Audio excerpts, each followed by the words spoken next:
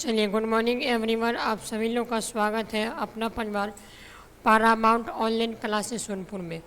तो कैसे हैं आप सभी? आशा करता हूँ सभी बच्चे अच्छे होंगे और सभी बच्चे मन लगाकर पढ़ाई कर रहे होंगे। तो आज के सेशन में बेसिकली हम लोग क्लास 10 हिंदी का जो आपका गद्य खंड का पाठ है उसमें आज हम लोग चैप्टर नंबर 8 को देखने वाले हैं।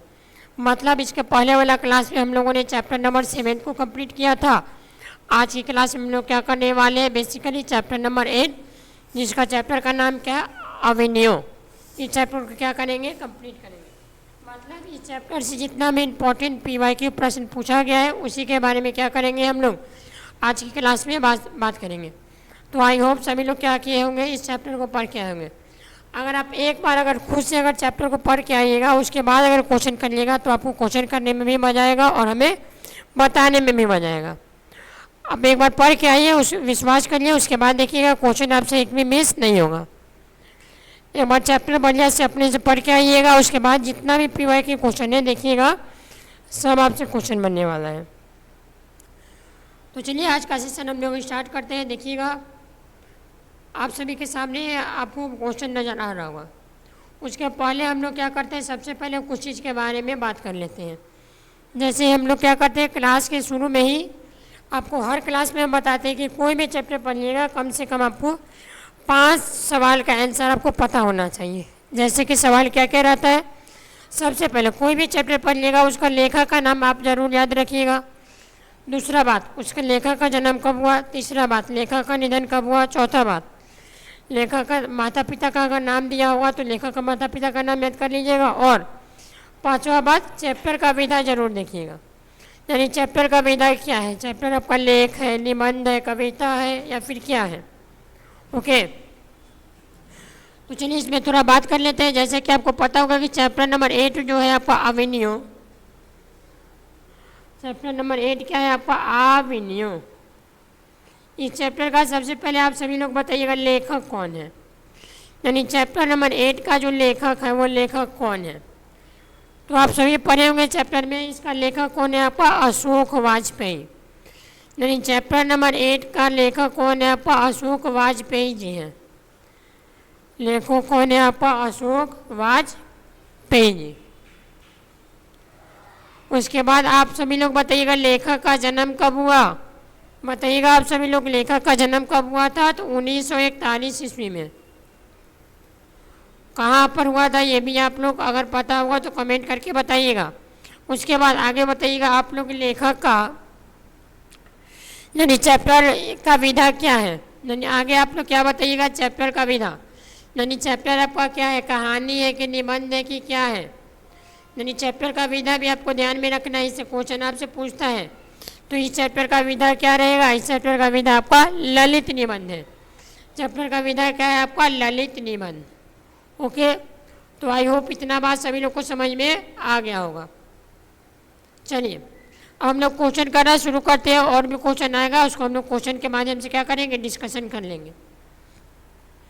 जैसे कि आप सभी के सामने पहला प्रश्न नज़र आ रहा होगा। पहला प्रश्न यहाँ पर इंपॉर्टेंट सवाल है, देखिएगा। अवेन्यू में 19 दिनों में प्रवास के दौरान लेखक कितने गद्य खंड की रचना किए थे।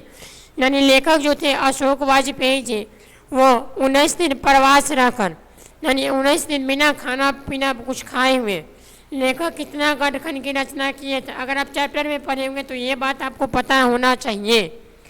यानी पहला नंबर सवाल का करेक्ट आंसर जो होगा वो आप लोग का क्या बनेगा, पहला क्वेश्चन का करेक्ट आंसर बनेगा ऑप्शन नंबर ए।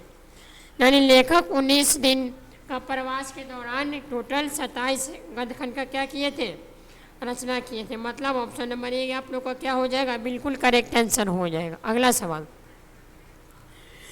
चलिए हम लोग देख लेते हैं क्वेश्चन नंबर सेकंड नंबर सवाल में क्या बोला है, ला मादा मिजेल एवं अवन्यू किसकी कृति है। ऑप्शन को देखिएगा, option number A, option number B, option number C या फिर ऑप्शन नंबर डी। मतलब सेकंड नंबर क्वेश्चन का आप लोग का करेक्ट आंसर क्या बनने वाला है, यानी इसका करेक्ट आंसर बनेगा पिकासो। मतलब कि ऑप्शन नंबर बी आप लोग का करेक्ट आंसर हो जाएगा।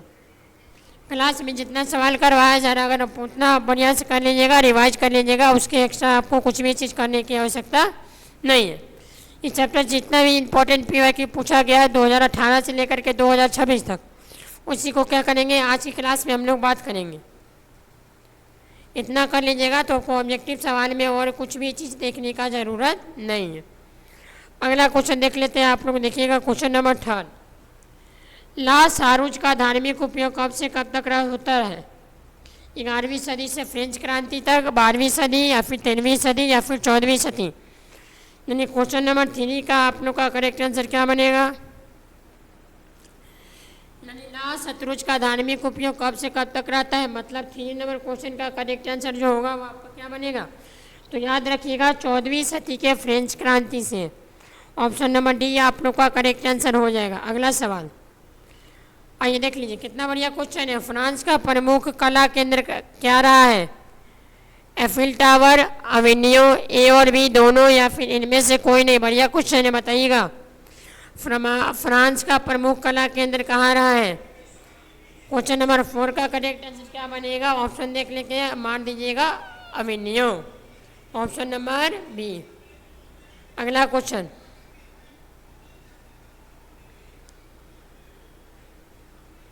अगला सवाल देख लेते हैं, क्या है? कविता नहीं है, यानी इनमें से कौन कविता नहीं है? चैप्टर में किसके बारे में बात किया गया है?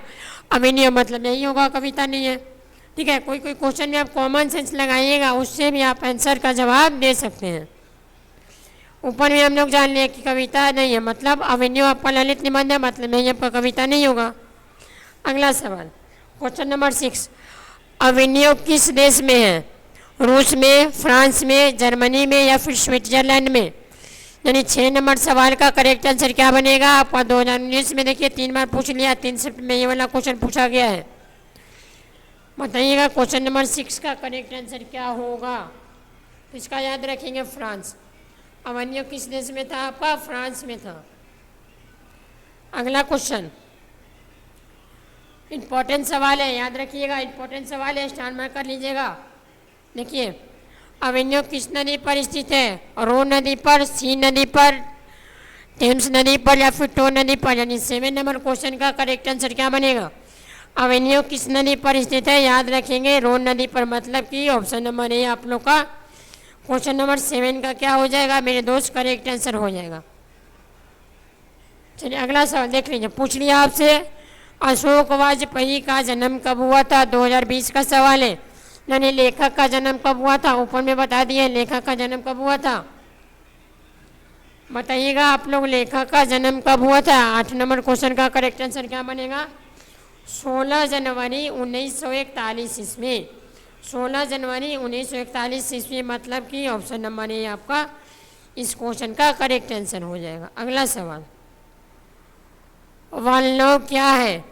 बताइए, वालनव क्या है? एक शहर है, एक छोटा सा गांव है, एक नदी है या फिर एक झील है? आप सभी लोग बताइएगा क्वेश्चन नंबर 9 का करेक्ट आंसर क्या बनेगा? चलिए फटाफट से आप लोग कमेंट करिएगा, क्वेश्चन नंबर 9 का करेक्ट आंसर क्या होगा? यानी वालनव क्या है? एक छोटा सा गांव है, यानी ऑप्शन नंबर बी आप लोग का सही जवाब हो जाएगा। अगला सवाल, और रोन नदी के किनारे बसे शहर का नाम क्या है? बताइए, सब एक दूसरे से रिलेटेड क्वेश्चन है। रोन नदी के किनारे बसे शहर का नाम क्या है? लंदन, लाहौर, अवेन्यू या फिर लखनऊ? ऑप्शन देकर भी आप बता सकते हैं, इसमें कुछ दिमाग नहीं लगाना है। ऑप्शन नंबर सी आप लोग का करेक्ट आंसर हो जाएगा। जहाँ पर अवेन्यू दिखेगा मार दीजिएगा ऑप्शन नंबर सी। अगला क्वेश्चन, क्वेश्चन नंबर 11 को देखिएगा आप लोग, प्रत्येक वर्ष अवेन्यू में कैसा समारोह आयोजित किया जाता है? रंग समारोह, धार्मिक समारोह, विश्व कप या फिर राष्ट्रमंडल खेल?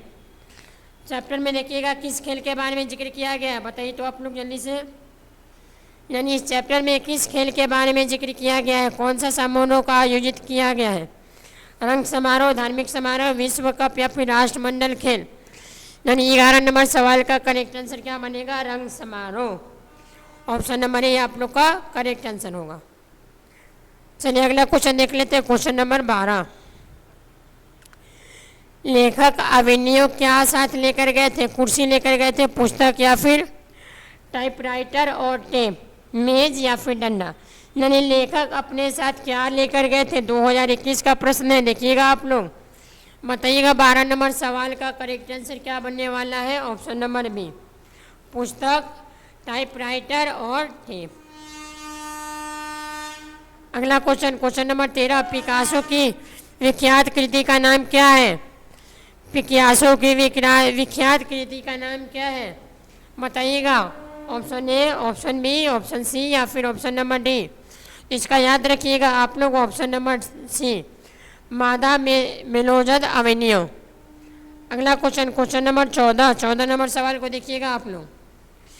लाल शत्रुंज क्या था? विद्यालय था, शहर था, ईसाई मठ था या फिर गांव था?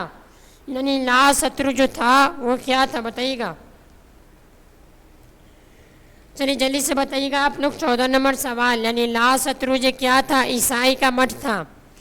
क्या था आप लोग का? ईसाई का मठ, यानी ऑप्शन नंबर डी याद रखिएगा। अगला क्वेश्चन, क्वेश्चन नंबर 15, वलनौ और अवेन्यू के बीच कौन नदी थी? यानी वलनौ और अवेन्यू के बीच कौन सा नदी स्थित था? रोन नदी, सीन नदी, लवार नदी या फिर वाई नदी? बताइए, क्वेश्चन नंबर 15 का करेक्ट आंसर क्या बनने वाला है? ऑप्शन नंबर ए। क्या होगा आप लोग का? ऑप्शन नंबर ए आप लोग का करेक्ट आंसर होगा।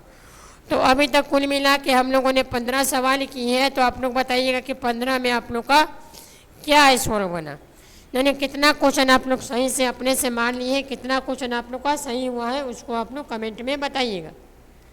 चलिए हम लोग अगला क्वेश्चन की ओर बढ़ जाते हैं। अवेन्यू क्या है? ईसाई मठ है, मस्जिद है, मंदिर है या फिर गुरुद्वारा है? अभी अभी बताएं, अभी अभी बताएं, अवेन्यू क्या है? एक ईसाई का मठ है। क्या है? ईसाई का मठ है।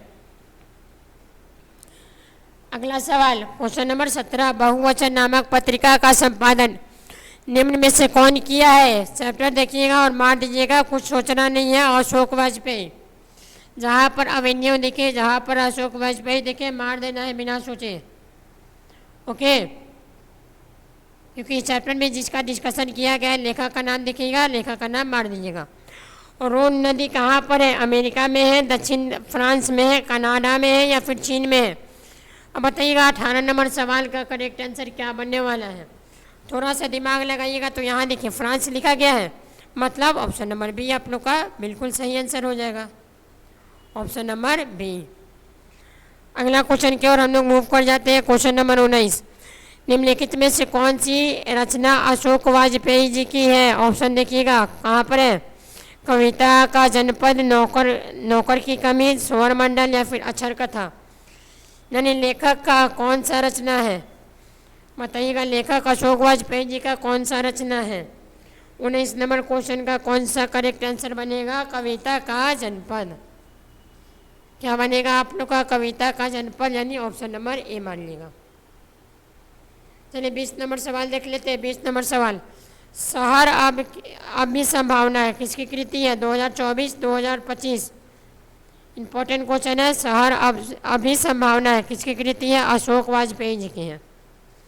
किसकी कृति है? अशोक वाजपेयी। अगला क्वेश्चन, क्वेश्चन नंबर 21, अवेन्यू में साथ रहकर लगभग 30 संयुक्त कविता लिखी थी, कौन? ऑप्शन देखिए, तो चार ऑप्शन को पढ़ ले तो एक बार बढ़िया से बताइएगा। 21 नंबर सवाल का आप लोग का करेक्ट आंसर बनेगा option number D. Option number D क्या हो जाएगा आप लोग का? क्वेश्चन नंबर 21 का सही जवाब होगा। अगला सवाल, अगला सवाल आप लोग देख लीजिएगा। क्वेश्चन नंबर 22, अशोक वाजपेयी के माता पिता का नाम क्या था? हम बोले थे कि माता पिता का नाम आप लोग जरूर से याद रखिएगा। बताइए, सुमित्रा देवी या फिर पूर्णानंद वाजपेयी, आशा देवी या फिर शिव वाजपेयी, कमला देवी या फिर प्रफुल्ल वाजपेयी या फिर निर्मला देवी या फिर परमानंद वाजपेयी? 2025 का क्वेश्चन है। बताइएगा 22 नंबर सवाल का करेक्ट आंसर क्या होगा? यानी लेखक का माता पिता का नाम क्या है? तो याद रखिएगा निर्मला देवी और परमानंद वाजपेयी। कौन सा ऑप्शन करेक्ट होगा आप लोग का? ऑप्शन का डी। चलिए 23 नंबर सवाल, अवेन्यू शीर्षक पाठ का लेखक कौन है? ऑप्शन कहाँ दिखा? ऑप्शन नंबर ए अशोक वाजपेयी। ऐसा क्वेश्चन में बिल्कुल टाइम नहीं देना है, ऑप्शन देख के बांट देना है, ठीक है। और बढ़िया से मान लीजिएगा, ऑब्जेक्टिव सवाल में आप लोग गलती मत करिएगा। ओके, प्रयास करिएगा कि जितना ऑब्जेक्टिव मारे सबका सब सही मारे। टोटल आपको 50 को ऑब्जेक्टिव मारना है, 50 में 50 आप लोग सही मान लीजिएगा।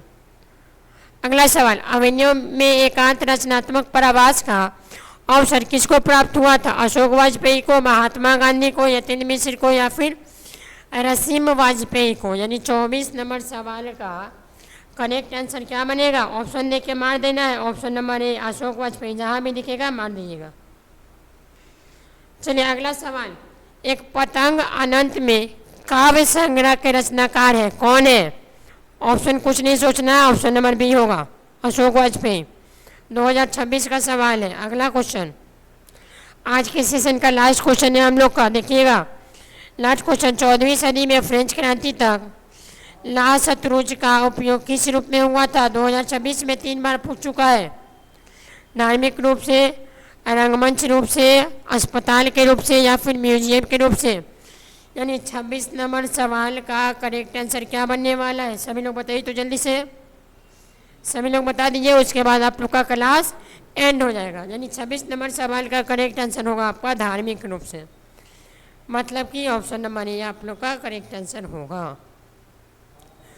तो आई होप आज की क्लास सभी को बढ़िया लगा होगा, अच्छा लगा होगा, ठीक है। विश्वास करिए आज की क्लास में मात्र हम लोग 26 क्वेश्चन किए। तो बताइएगा 26 में आप लोग का स्कोर क्या आ रहा है? इसके बाहर आपको कुछ नहीं करना, मात्र आप 26 सवाल करके जाइए। इसके बाहर इस चैप्टर से कुछ भी चीज़ नहीं पूछेगा, ये हम लोग गारंटी के साथ बोल सकते हैं। अब जो भी चीज़ आपको तैयारी करनी है, बाकी चीज़ आप सब्जेक्टिव में कर लीजिए, सब्जेक्टिव में टाइम दे दीजिए। शुरू से ही अगर आप पीवाई के क्वेश्चन पर ध्यान दीजिएगा तो इसका बेनिफिट आपको लास्ट में ज़रूर देखने को मिलेगा, ओके।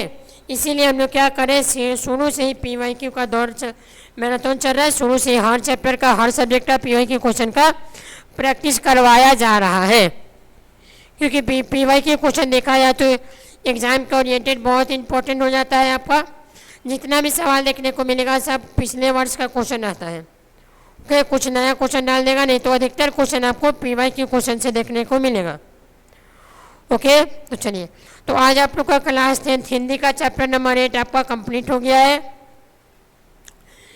नहीं, चैप्टर नंबर 8 आपका अवेन्यू क्या हो गया है, कंप्लीट हो गया। तो आई होप आप सभी को ये क्लास बढ़िया लगा होगा, और अगर क्लास बढ़िया लगा होगा तो अपने दोस्तों के पास ज़्यादा से ज़्यादा इस क्लास को शेयर ज़रूर करिएगा, ओके। और अगर आप इस चैनल पर नए हैं तो इस चैनल को लाइक, शेयर एंड सब्सक्राइब कर लीजिएगा, ओके। तो आज आपका चैप्टर नंबर 8 क्या हो गया, आपका कंप्लीट हो गया। आज हम लोगों ने 2018 से लेकर के 2026 तक का जितना भी क्वेश्चन पूछा गया था इस चैप्टर से, उसको हम लोगों ने कंप्लीट कर लिया है, ओके। तो नेक्स्ट क्लास में हम लोग क्या करेंगे, अगला चैप्टर के बारे में बात करेंगे, उसको आप लोग क्या करिएगा, पढ़ के आइएगा। अगला चैप्टर पढ़िएगा आप लोग का, चैप्टर नंबर आपका 8 आपका समाप्त हो गया, चैप्टर नंबर 8। अगला चैप्टर आपका नाम है मछली, इसको आप सभी लोग पढ़ के आइएगा। उसको हम लोग क्या करेंगे, कल की क्लास में हम लोग पीवाई के क्वेश्चन का प्रैक्टिस करेंगे। तो बस आज के लिए इतना ही रहने देते हैं हम लोग। अब मिलते हैं सीधे अगले क्लास में कुछ नए चीज़ के साथ। तब तक सभी लोग मन लगाकर पढ़ाई करते रहिए, स्वस्थ रहिए, मस्त रहिए। थैंक यू, जय हिंद, जय भारत।